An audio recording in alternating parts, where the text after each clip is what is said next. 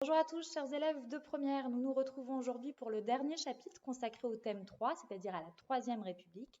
Même borne chronologique que pour les chapitres précédents, 1870, début de la Troisième République, et 1914, début de la Première Guerre mondiale. Alors, on va présenter rapidement le sujet en introduction et définir un peu les mots-clés. Donc, dans ce chapitre, nous allons traiter de la colonisation menée par la France entre 1870 et 1914. La colonisation, c'est le fait qu'un pays étranger partent conquérir puis dominent des territoires situés outre-mer, c'est-à-dire en Afrique, en Asie, en Amérique, etc., et impose donc sa domination. Les colonies sont donc ces territoires qui sont colonisés, dominés, par ce que l'on appelle alors une métropole. La métropole, c'est donc le pays qui domine les colonies. Alors attention, ne confondez pas métropole au sens géographique du terme, comme on l'a étudié cette année. Ici, on parle bien d'un pays qui domine un territoire situé outre-mer. Donc la France, entre ses bandes chronologiques, va réaliser une immense colonisation en Afrique et en Asie et devenir une métropole donc qui dispose de nombreuses colonies. En effet, en 1870, lorsque la Troisième République est proclamée, la France n'a que quelques colonies à travers le monde. Elle dispose de l'Algérie, dont elle a mené la conquête dès 1830, du Sénégal, en Afrique également, du Cambodge en Asie du Sud-Est, des Antilles, qu'elle a toujours aujourd'hui, Guadeloupe, Martinique, etc., et la Réunion au sud de l'Afrique, juste à côté de Madagascar. Et à la fin de notre chapitre, elle a constitué notre France métropole, un immense empire colonial en Afrique et en Asie, le deuxième plus grand empire colonial du monde, après celui du Royaume-Uni. Donc ici sur ce planisphère, vous voyez toutes les colonies que possèdent les métropoles européennes, donc les pays européens, en 1914 à travers le monde. Donc comme vous le voyez, en fait, avec le figuré de surface bleu, tout ce qui est en bleu correspond aux colonies françaises. Donc vous voyez, vous avez une immense partie de l'Afrique de l'Ouest et une partie de l'Asie du Sud-Est ici. Tout ce qui est en rose, etc., appartiennent aux Britanniques, en orange aux Pays-Bas, en violet clair, pardon, à l'Allemagne, Belgique, tout ce qui est, hop, ici, là, en violet foncé, etc., etc. Donc en fait, dans nos bornes chronologiques, les puissances européennes vont réaliser une immense colonisation en Afrique et en Asie, et de cette colonisation vont naître des sociétés coloniales, c'est-à-dire des sociétés dans ces pays qui vont être profondément inégalitaires, puisque l'on va avoir des populations dominées et une puissance dominante, métropole. Nous allons donc nous demander dans ce chapitre quelles sont les raisons et les conséquences de la colonisation française en Afrique et en Asie entre 1870 et 1914. Première partie, la conquête coloniale française. Nous allons alors nous demander dans cette première partie pourquoi la France est partie coloniser des territoires et quels sont les territoires qu'elle a colonisés entre 1870 et 1914. Première sous-partie, les causes donc de la colonisation. Pour illustrer les différentes causes de la colonisation, nous allons lire un discours. Donc ici, vous avez une retranscription d'un discours prononcé par Jules Ferry, que vous connaissez pour les lois scolaires, que nous avons déjà étudiées, mais on oublie souvent qu'il a été ministre des Affaires étrangères. Et donc, en 1885, il prononce un discours face aux autres députés afin de défendre la colonisation, car certains députés sont opposés. Donc, on a un grand débat entre députés à cette époque. Et grâce à ce discours, nous allons pouvoir étudier les différentes raisons qui ont donc poussé la France à coloniser des territoires en Afrique et en Asie. Nous allons lire extrait par extrait. À chaque fois, je vous surligne l'extrait concerné. Donc, rayonner sans agir, sans se mêler aux affaires du monde, c'est descendre du premier rang au troisième, puis au quatrième. Est-ce que les gouvernements français laisseront d'autres que nous s'établir en Tunisie, d'autres que nous faire la police à l'embouchure du fleuve Rouge? Ici, que nous dit Jules Ferry? Il dit que la colonisation répond tout d'abord à des enjeux géopolitiques. Autrement dit, pour la France, il est important d'aller coloniser d'autres territoires car elle est en compétition pour la colonisation avec les autres puissances européennes. Je vous ai mis divers drapeaux, les Pays-Bas, le Royaume-Uni, le Portugal, l'Allemagne, etc. Donc, première raison qui a mené à la colonisation, évidemment, cette rivalité entre les pays européens. Nous avons une France, une Troisième République, qui souhaite être plus puissante que ses voisins européens en possédant davantage de territoires en Afrique et en Asie. Deuxième raison. Les colonies sont, pour les pays riches, un placement de capitaux des plus avantageux.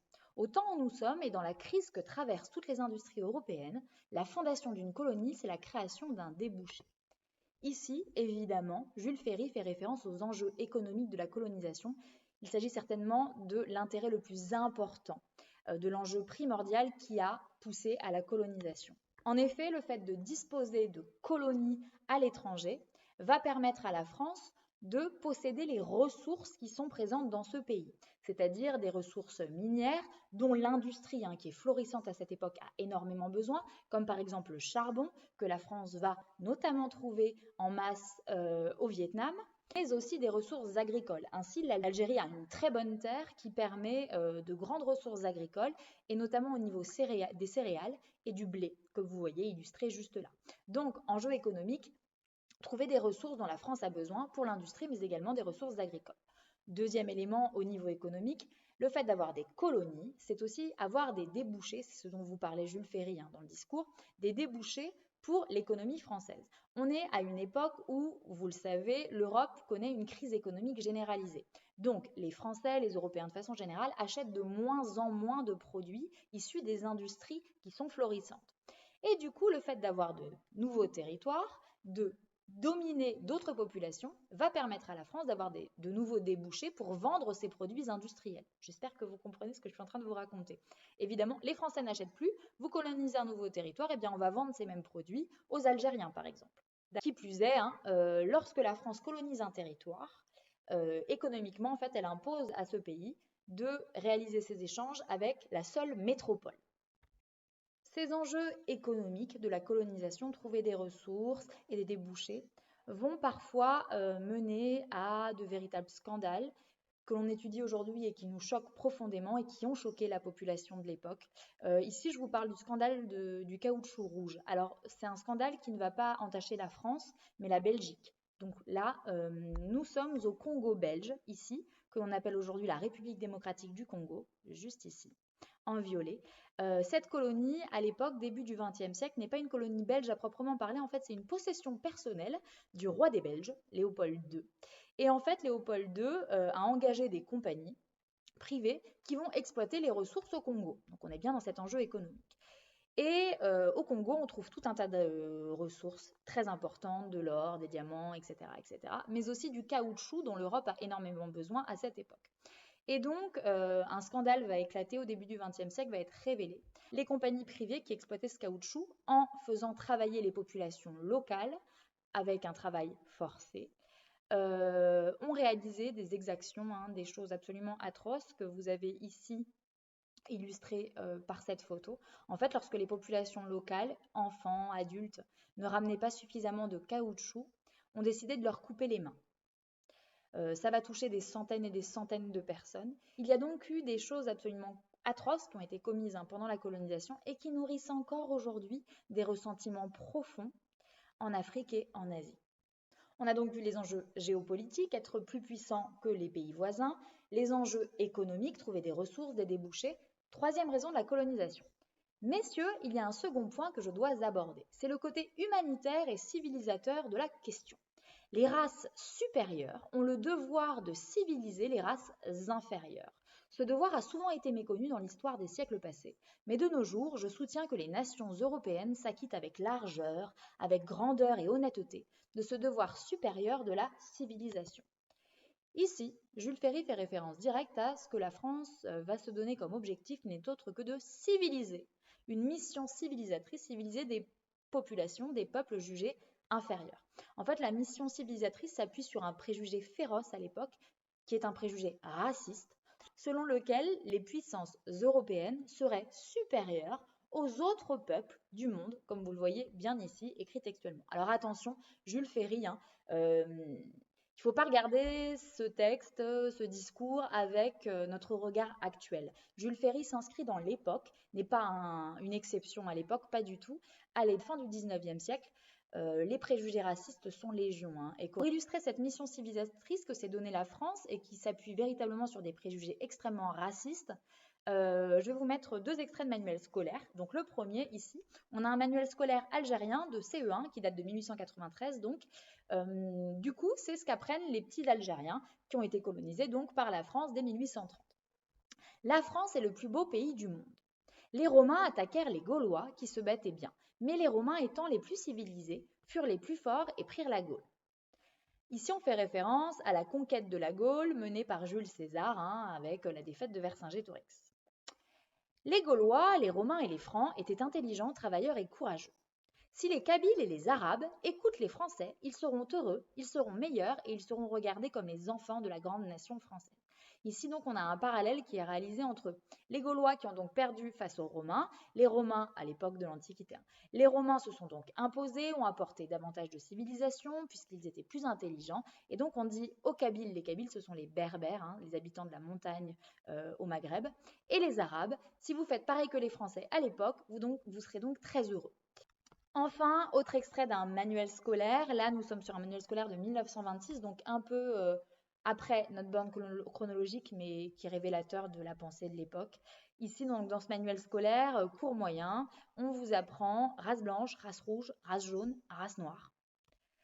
Et petite légende en dessous, la race blanche, la plus parfaite des races humaines, habite surtout l'Europe, l'ouest de l'Asie, le nord de l'Afrique et l'Amérique. Elle se reconnaît à sa tête ovale, à une bouche peu fendue et à des lèvres peu épaisses. Préjugé raciste profond. Alors, affiche de la fin du 19e aussi qui vous montre encore cette mission civilisatrice que se donne la France, le fait de civiliser des populations qui sont jugées inférieures, les colonies françaises. Et vous avez donc notre grande Marianne, imposante, puissante, qui a devant elle un bouclier avec le drapeau français où on peut voir écrit progrès, civilisation et commerce. Donc la France, lorsqu'elle arrive par la mer, vous le voyez ici, apporte le progrès, la civilisation et le commerce à des populations jugées donc inférieures. Et ici, vous avez un panel de populations colonisées, c'est-à-dire ici, vous avez des Asiatiques, des Arabes, des Noirs africains. Autre illustration qui vous montre cette mission civilisatrice qui s'appuie sur des préjugés importants, la une du Petit Journal de 1911, suite à la colonisation du Maroc. On a donc cette immense Marianne imposante qui arrive triomphante, qui a une corne d'abondance sur elle, qui envoie de l'or. Donc là, on a encore cette France qui apporte progrès, argent, commerce et autres. La France va pouvoir, regarder, porter librement au Maroc la civilisation, la richesse et la paix. Et on a donc des populations autochtones, des populations marocaines colonisées qui sont inférieures en taille, qui s'inclinent face à cette Marianne exceptionnelle. Cette affiche va aussi nous permettre de voir le quatrième enjeu de la colonisation. C'est un enjeu politique. Vous le voyez, cette Marianne est mise en avant. En fait, la colonisation pour la Troisième République, c'est aussi une façon de renforcer le nationalisme des Français, car je vous le rappelle, en 1871, la France a perdu l'Alsace et une partie de la Lorraine suite à sa défaite face à l'Allemagne. Donc, posséder de nouveaux territoires, réussir la colonisation est une manière aussi pour cette Troisième République de se stabiliser. Enfin, derniers enjeux dont je ne vous ai pas parlé, mais qui nourrissent un petit peu tous ces enjeux, on a aussi évidemment une quête d'aventure. Le fait de découvrir de nouveaux territoires, c'est aussi de l'aventure.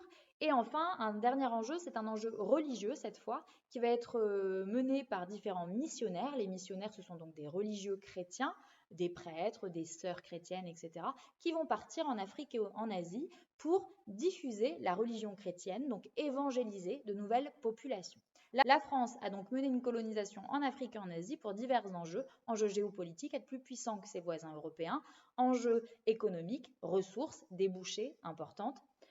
Troisième raison, la mission civilisatrice, le fait d'aller apporter connaissance, savoir, progrès à des populations jugées inférieures, donc de racisme clair et établi. Et enfin, enjeu politique, renforcer la Troisième République. Et tout cela guidé aussi par l'aventure et des buts religieux, diffuser la religion chrétienne. Alors maintenant que les causes de la colonisation, pourquoi la France a colonisé, n'ont plus de secret pour vous, nous allons voir quelles ont été les conquêtes réalisées par la France, par cette Troisième République, et comment la conquête s'est-elle passée. Un petit chiffre important déjà à connaître, au début de notre chapitre, la France a un empire colonial, a des colonies sur 1 million de kilomètres carrés, ce qui représente 5 millions d'habitants. Je vous rappelle, au début de notre chapitre, la France a l'Algérie, le Cambodge, les Antilles, la Réunion. À la fin de notre chapitre, l'empire colonial français est de 10 millions de kilomètres carrés, donc multiplié par 10, ce qui est énorme, et désormais 55 millions d'habitants. Vous le comprenez donc, durant les bornes chronologiques de notre chapitre, la France va coloniser énormément de territoires en Afrique et en Asie.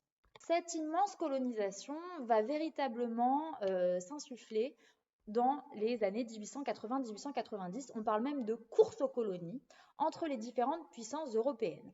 Les puissances européennes vont, durant ces décennies, partir véritablement coloniser tout un tas de territoires en étant rivales les unes les autres. Je vous rappelle, enjeu géopolitique, le but étant d'avoir plus de territoires que son voisin européen. Pour éviter les désaccords et les conflits entre puissances européennes qui se lancent toutes à la quête de territoires en Afrique et en Asie, ces puissances européennes vont signer des accords.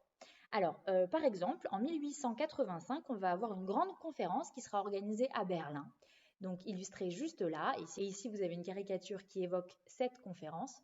Alors en fait, lors de la conférence de Berlin, 14 pays européens vont se réunir, pas un seul chef d'État africain, pas un seul Africain. Les pays européens vont alors décider de comment se mettre d'accord sur le partage de l'Afrique. Attention, souvent on entend qu'à la conférence de Berlin, les États européens se sont divisés l'Afrique entre eux. Ce n'est pas vraiment ce qui va se passer. En réalité, ils vont se mettre d'accord sur les conditions de la colonisation en Afrique. Ce qui va être décidé, c'est que, par exemple, hop, je vous montre ça, ça c'est l'Afrique colonisée après, une fois qu'elle le sera. Ils vont dire, la France va dire, je commence à coloniser depuis le Sénégal que je possède déjà, j'avance, et dès que je rencontre une nouvelle sphère d'influence d'un autre pays, c'est-à-dire dès que je rencontre une autre puissance européenne qui est en train de coloniser elle aussi des territoires, je m'arrête. Okay. Ce qui vous explique aussi pourquoi, par exemple, la France va coloniser l'Afrique de l'Ouest et pas l'Afrique de l'Est, qui sera, elle, colonisée par le Royaume-Uni. Les deux vont se rencontrer à un moment et ils vont se mettre d'accord.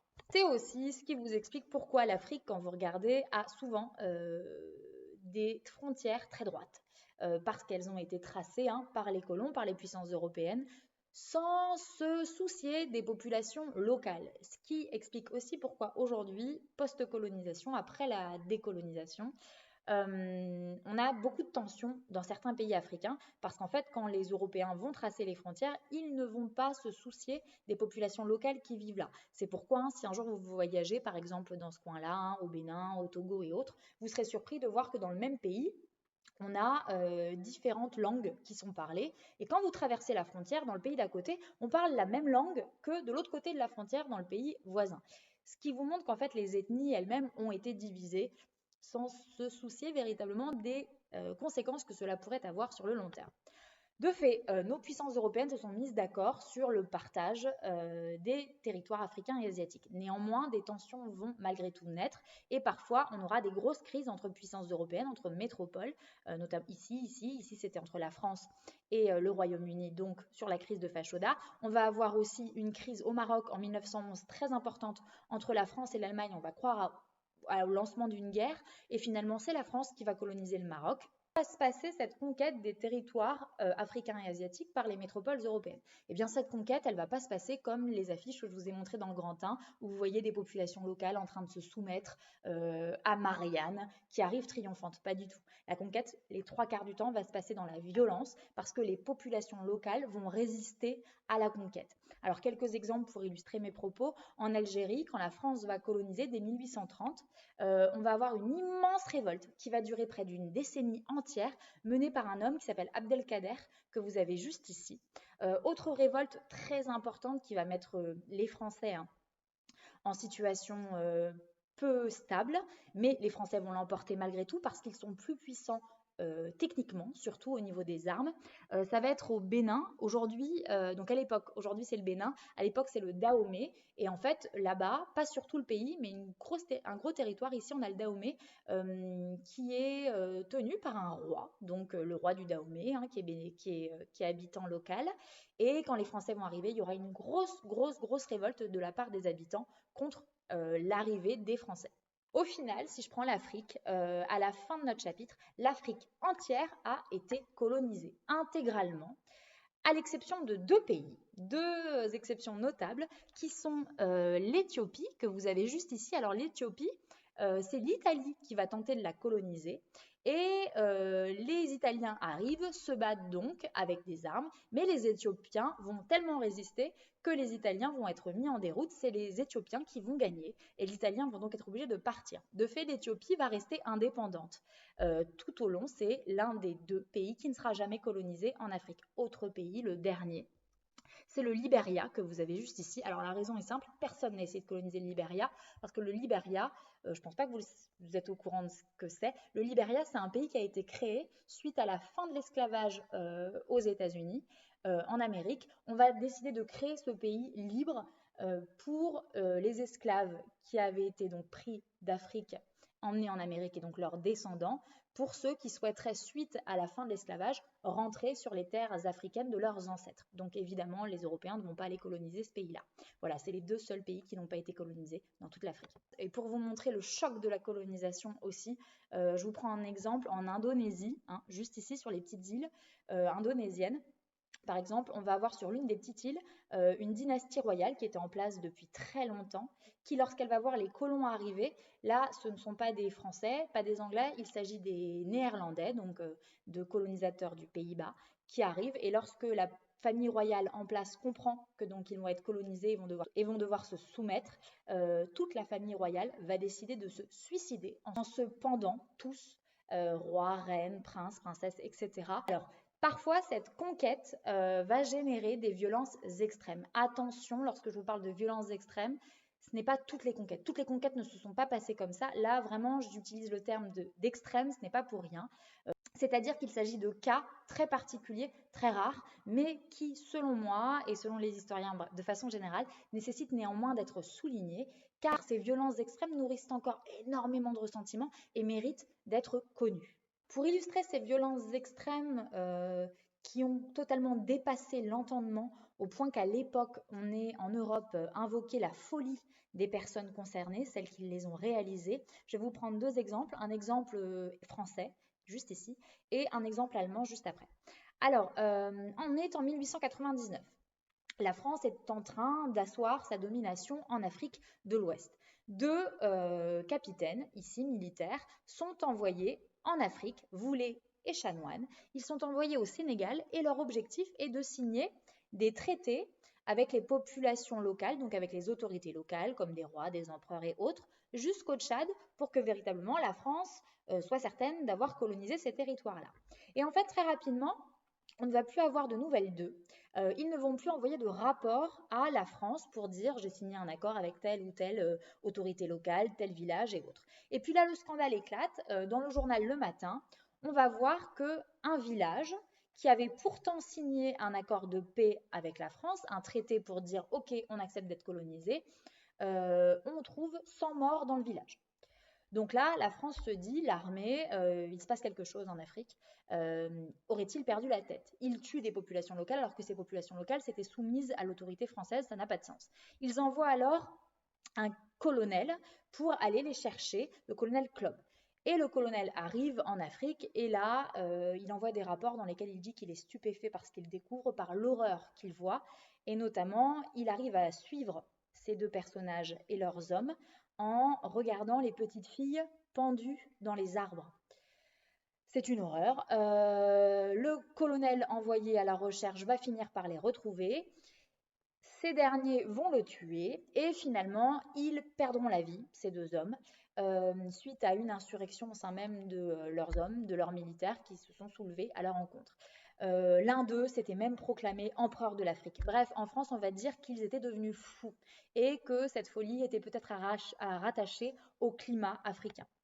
Autre exemple de violence extrême lors de la conquête, nous sommes ici en Namibie actuelle. Et là, c'est une violence menée par le général en chef de cette conquête militaire en Namibie, le général von Trotha, général allemand, qui va tout simplement réaliser l'un des premiers génocides de l'histoire du XXe siècle en tuant la population locale qui s'appelle les Herero, donc c'est les habitants locaux de Namibie. Et en 4 années, il va tuer, décimer 80% de la population Herero. Vous l'aurez donc compris, la conquête menée par les Européens en Afrique et en Asie ne s'est pas toujours passée de façon pacifiste et a parfois, très rarement, mais il convient de le souligner, engendré des violences extrêmes à l'encontre des populations locales. Au final, en 1914, les puissances européennes sont parvenues à se constituer d'importants empires coloniaux, comme vous le voyez donc sur ce planisphère que je vous avais déjà montré. Alors, la France, donc, avec le figuré de surface bleue, possède le 2e plus grand empire colonial au monde, derrière celui du Royaume-Uni. La France a donc considérablement étendu son territoire, en Afrique notamment, avec tout le Maghreb que vous avez juste ici. Sa colonisation s'arrête notamment en 1912 avec la conquête définitive du Maroc.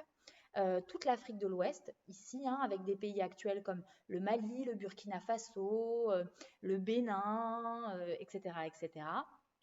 Madagascar aussi à ne pas oublier. En Asie du Sud-Est, au début de la Troisième République, elle n'a que le Cambodge.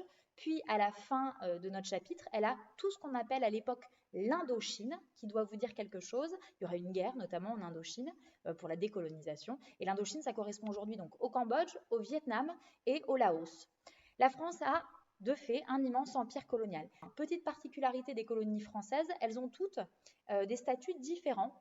On a des colonies et on a des protectorats. Alors, une colonie, c'est véritablement la France qui gouverne, qui dirige le pays en question. C'est le cas de l'Algérie, qui est véritablement une colonie. C'est la France qui domine. L'Algérie est même divisée en départements français. Elle est purement française. Et à l'inverse, on a d'autres pays, comme par exemple le Maroc ou la Tunisie, qui sont des protectorats. Et là, vous le voyez avec ce terme protectorat, on protège. En fait, là, la France s'impose, domine, mais elle conserve les autorités locales, avec qui elle travaille un peu main dans la main. Donc, au Maroc, par exemple, la France va conserver le roi. Elle ne va pas mettre un terme à la royauté en place. Ce qui vous explique, et vous le verrez hein, l'an prochain, pourquoi certains pays ont été décolonisés plus facilement que d'autres. Lorsque la France était véritablement implantée, la décolonisation sera plus complexe. Et par ailleurs, petit point important à être souligné, de toutes ces colonies, seule l'Algérie, c'est pourquoi la guerre d'Algérie sera aussi forte et ça vous en parlerai l'an prochain, l'Algérie est une colonie de peuplement. Toutes les autres colonies sont des colonies d'exploitation, c'est-à-dire que l'enjeu principal dans ces colonies pour la France, c'est d'exploiter les ressources, c'est un enjeu commercial, économique. En Algérie, on va avoir une colonie de peuplement, c'est-à-dire qu'on va avoir des milliers, des centaines de milliers de Français et autres Européens qui vont venir s'installer en Algérie. Et donc, plusieurs générations vont se suivre de Français installés en Algérie que l'on appellera par la suite les pieds noirs. Et ça, vous en parlerez l'an prochain. Voilà, ce grand 1 est terminé. Et donc, on se retrouve demain pour le grand 2 pour voir rapidement comment fonctionnent ces sociétés coloniales.